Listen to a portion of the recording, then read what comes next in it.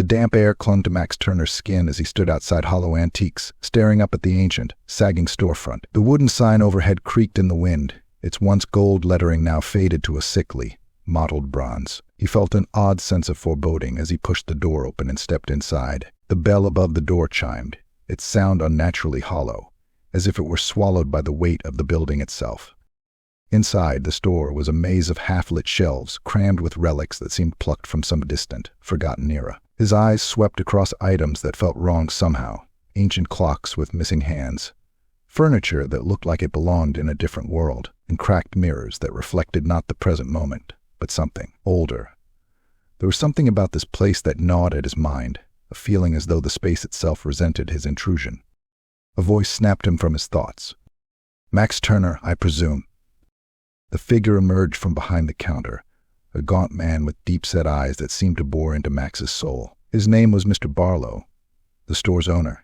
His appearance was unsettling, his skin pale and almost translucent, veins visible like dark tendrils beneath the surface. He smiled, though the expression never reached his eyes. Max forced a grin, trying to shake the unease building in his chest. "Yeah, that's me. Thanks for the opportunity, Mr. Barlow." The older man said nothing for a moment, only watching him with an intensity that made Max shift on his feet. Finally, with a nod, Barlow moved behind the counter and retrieved a small brass key, placing it on the glass surface. "There are a few things you should know before you begin," Barlow said, his voice low, almost reverent. "First, never touch the items unless absolutely necessary. They carry history." Max frowned but nodded, assuming it was just a way to keep him careful around the store's fragile antiques. And second, Barlow's voice dropped, his eyes narrowing as if preparing Max for a truth he couldn't possibly understand. "You must never, under any circumstances, remain in this store after closing. Do you understand?" Max blinked, taken aback by the gravity of the warning. Sure, but why?" Barlow leaned forward ever so slightly, and in the dim light, Max could see the faintest tremor in the man's hands. "There are things in this store that don't belong in the world of men. Things that awaken when the hour grows late. Heed my warning, Max. This place is not as it seems." The silence that followed was suffocating, thick with an unspoken tension. Max felt a chill creep down his spine. He opened his mouth to ask more, but the look in Barlow's eyes silenced him. The day passed in an odd blur. Max busied himself organizing shelves, dusting off items that seemed to stare back at him, as though they were waiting for him to do something. Anything that would break the tenuous peace in the air. The customers who entered were few and far between, each more bizarre than the last, lingering for just a moment too long in the aisles, their eyes glazed over, as if drawn to something Max couldn't see.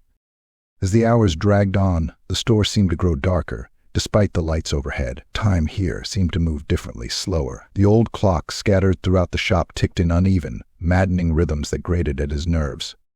It wasn't until the evening began to stretch into night that Max remembered Barlow's warning. He glanced at the clock, 8 p.m., closing time. The store had emptied, and the silence that fell over the place was palpable, pressing in on him from all sides. He gathered his things, ready to leave, but as he reached for the key to lock up, a strange feeling washed over him. It was a pull, subtle but insistent, coming from the back of the store, a cracked, ornate mirror that hung on the wall, half hidden among a clutter of strange items. He had noticed it earlier, but something about it now seemed alive. It reflected the dim light in a way that twisted the space around it, distorting the angles of the room, as though the mirror itself were bending reality. Max swallowed hard, his breath catching as he stepped toward it, drawn by something he couldn't name. He stared at his reflection, but the longer he looked, the more wrong it seemed. His face appeared pale, his features slightly squid, as if the mirror was mocking him, presenting a version of himself that didn't quite fit. Then the whisper came. It was faint, barely audible, but unmistakable, a voice, ancient and hollow, emanating from the mirror's depths. The sound sent a jolt of terror through Max's body, freezing him in place. He stared harder, trying to understand, but the reflection behind him seemed to shift. A shadow, or perhaps a figure, loomed just out of sight in the glass. "Leave."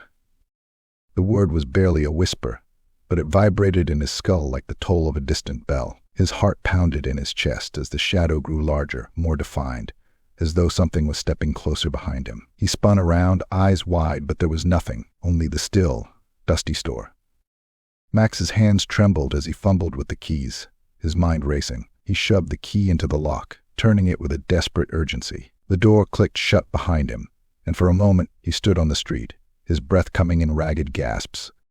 He glanced back through the glass door, and for a split second he swore he saw the reflection of the figure staring back at him from the depths of the store, waiting.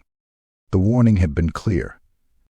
And for the first time that night, Max understood that Barlow's words weren't just superstition. Something was waiting in hollow antiques, something that should never be awakened. But Max had already stayed too long. Max couldn't sleep that night.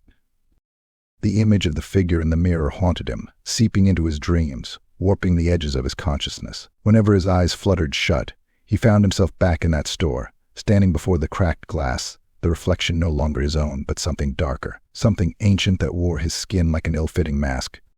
Morning arrived, but the memory of the store clung to him like a second shadow. He considered calling Mr. Barlow, quitting before things got worse, but something deep inside told him that it wouldn't be so simple. It was as though hollow antiques had hooked itself into his very being, pulling him back even when he desperately wanted to run. The store had become more than a job. It was a puzzle, an enigma that whispered to him in the corners of his mind. It wanted him to return. By late afternoon, Max found himself once again standing before the sagging storefront. His breath caught in his throat as he stepped inside, greeted by the familiar, suffocating air. The smell of dust and old wood filled his lungs as though the store had never been opened in decades. The shelves, cluttered and dimly lit, seemed to loom over him with silent judgment. The store was empty, yet it felt impossibly full, as though the objects themselves were watching, waiting for him to acknowledge them. The clocks on the walls ticked, but not in unison. Their disjointed rhythm echoed throughout the shop like a heartbeat, a maddening pulse that reverberated through his skull. Max tried to focus on the task at hand, avoiding the temptation to glance at the mirror. The memory of the voice still scratched at his mind, its whisper barely audible but persistent. He was certain it had been real. Yet what could he tell Mr. Barlow? That the store was haunted. That something ancient and malevolent lurked just out of sight, watching him, waiting for him to make one wrong move. As he worked, the shadows in the store seemed to lengthen, creeping across the floor in unnatural patterns. He could feel the weight of the mirror behind him, tugging at his attention like an unseen hand on his shoulder. Every instinct screamed at him to leave, but some part of him, some deep, primal curiosity, kept him tethered to the spot. The hours stretched on, the store growing colder as dusk fell. The light outside dimmed, casting the shop into a murky twilight that seemed to warp reality itself. The objects on the shelves no longer looked like mere antiques. They were relics of another time, another world, their surfaces humming with energy. Then, as if on cue, the whisper returned. It was subtle at first, a faint sound like wind passing through a distant crack. Max froze, every muscle in his body tensing as the voice grew louder, filling the space around him with its eerie presence. The store seemed to breathe with it, the very air vibrating with an unholy resonance. Max. The voice called his name with a softness that sent shivers racing down his spine. It was a woman's voice, and it was unmistakably real. He turned toward the mirror, heart hammering in his chest. The cracked glass shimmered in the dim light, its surface rippling as though it were liquid rather than solid. His reflection stared back at him, but it wasn't quite right. The man in the mirror was not Max. He was something else, something older and far more sinister. Behind him, in the depths of the reflection, a figure began to take shape. It was faint at first, a mere shadow, but as it moved closer, it became more distinct. The shape of a woman, her face obscured by a veil of darkness, her eyes glowing faintly in the reflection. Max swallowed hard, his breath catching in his throat. He could feel her presence now, not just in the mirror, but in the very room with him. The air grew colder still, and the shadow seemed to close in, suffocating him. "Who are you?" he managed to croak, his voice barely audible over the pounding of his heart.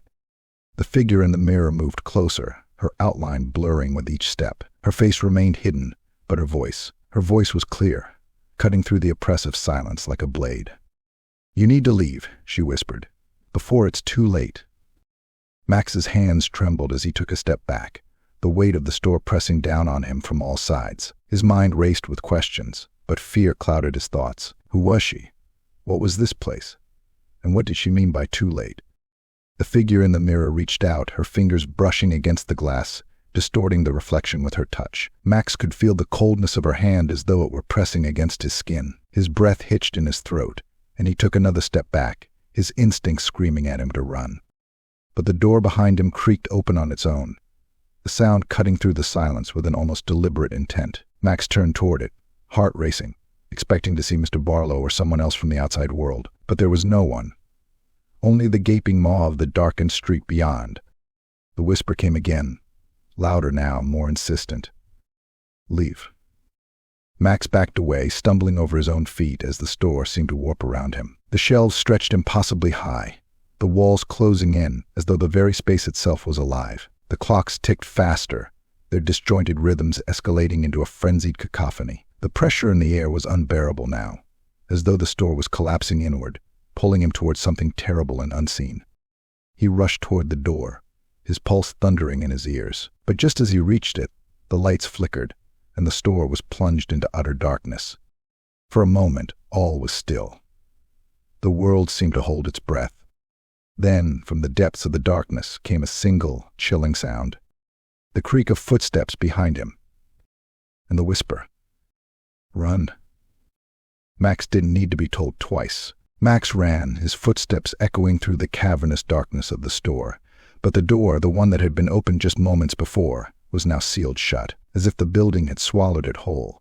His breath came in ragged gasps, and the oppressive air around him thickened, pressing against his lungs like a tangible force. There was no escape. The store had changed. It was no longer just a collection of antiques or a forgotten repository of relics from the past. It had transformed into something altogether different, something alive. The shadows writhed on the walls, pulsating with an otherworldly rhythm, and the faint whispering had returned, this time coming from every direction. The very fabric of the store seemed to ripple, as though reality itself had loosened around him. Max could feel it now, the wrongness that clung to the air. This place, this forgotten corner of the city, had never been a mere store. It was something older, something that had existed long before human hands ever touched its cursed wares. He had wandered into its trap, and now it had him. The figure in the mirror, the voice, it had been a warning, but too late. A flicker of movement caught his eye. He spun around, heart hammering, to see the shelves rearranging themselves. The objects, dolls, clocks, masks, portraits, shifted, scraping against the wood with a screech that set his teeth on edge. They turned toward him, all at once, their glassy eyes and hollow faces watching. Their silent gazes bore into him, accusing, as though they too had once been like him, drawn into the maw of hollow antiques, only to become part of its unholy collection. And then came the voice again. "Max." It was stronger now, clearer, as though the speaker was standing right beside him. "You shouldn't have stayed." The sound of the voice twisted something deep in his chest, not just fear but a cold certainty. It wasn't just a ghost or some restless spirit trapped between worlds. No, this presence was something far more ancient, far more malevolent, a remnant of the universe's forgotten edges, beyond human comprehension. The whisper was a fragment of a knowledge so vast and terrible that Max could feel his sanity fraying at the edges just hearing it. He backed away, stumbling into the shelves. His hand brushed against something smooth and cold, a journal. The same journal he had found before, left for him by some unseen force. It lay open now, its pages yellowed and brittle. But this time, something new had been scrawled across the pages in frantic handwriting. The ink bled into the paper like spilled blood. "Break the mirror." Max's heart skipped.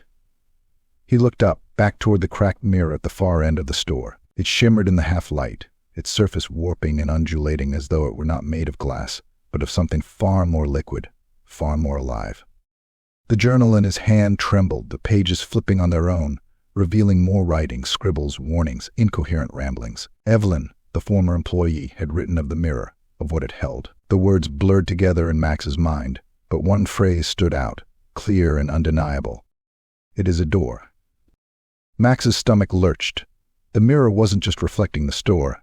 It was a gateway, a breach between worlds. Whatever force existed on the other side was pressing against the fragile boundary, seeking a way through, and Max had unwittingly drawn it closer by staying, by listening, by looking into that cursed reflection.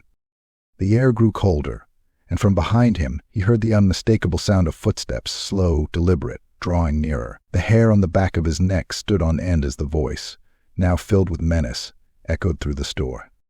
"Break it, or join them." Max's hands shook as he fumbled through the shelves, searching for something, anything, to use. His fingers grazed over brass candlesticks, porcelain vases, until they closed around something heavy, a rusted hammer, its weight solid in his grip. The footsteps grew closer. He didn't need to turn around to know that whatever was behind him now wasn't human, that it was something from that other side, the side where reality twisted and the rules of nature no longer applied. Its breath was hot on his neck, and the stench of decay filled the air, thick and rancid. Without thinking, Max sprinted toward the mirror, every instinct screaming at him to act before it was too late. The cracked surface seemed to pulse with an unnatural light, distorting the space around it. The shadow and the reflection moved again, this time rushing toward him. His reflection flickered, the face that stared back at him no longer his own. Hollow eyes, skin that sagged like old wax, a grin that stretched too wide. It was waiting for him on the other side, eager to claim him. With a shout, Max swung the hammer, the force of his terror driving it forward. The glass shattered, the sound deafening in the otherwise silent store. Shards of the mirror exploded outward, glittering like dark stars in the dim light, and for a moment, Max thought it was over. But the moment the mirror broke, the store came alive. The air itself screamed. The shelves twisted and buckled, the antiques tumbling to the ground with violent crashes. The walls warped, bending inward like the maw of some great beast. The thing behind him howled, a sound that wasn't human, wasn't animal, but something older, something far more monstrous. It roared in rage, as if the destruction of the mirror had robbed it of its prize. Max dropped the hammer, stumbling backward as the store seemed to collapse around him. The floor beneath his feet rippled like water, and for a brief, terrifying moment, he thought he would fall through, swallowed into whatever abyss lay beneath. Then, as quickly as it began, the chaos stopped. The air stilled. The walls returned to their original positions. The shelves, though disordered, stood upright once more. Silence reigned. Max stood in the wreckage of the store, his chest heaving, his hands bloodied from the broken glass. The mirror lay in pieces at his feet, its surface shattered into 1,000 fragments. But there was no shadow behind him, no figure waiting to drag him into the abyss. It was over. Or so he thought. In the far corner of the store, hidden beneath a fallen shelf, one shard of the mirror remained intact, a sliver of glass no larger than his palm, and in its reflection, something still moved. Something dark. Something hungry. The store had let him go, for now. But Max knew, deep in the hollow of his bones, that Hollow Antiques was far from finished with him.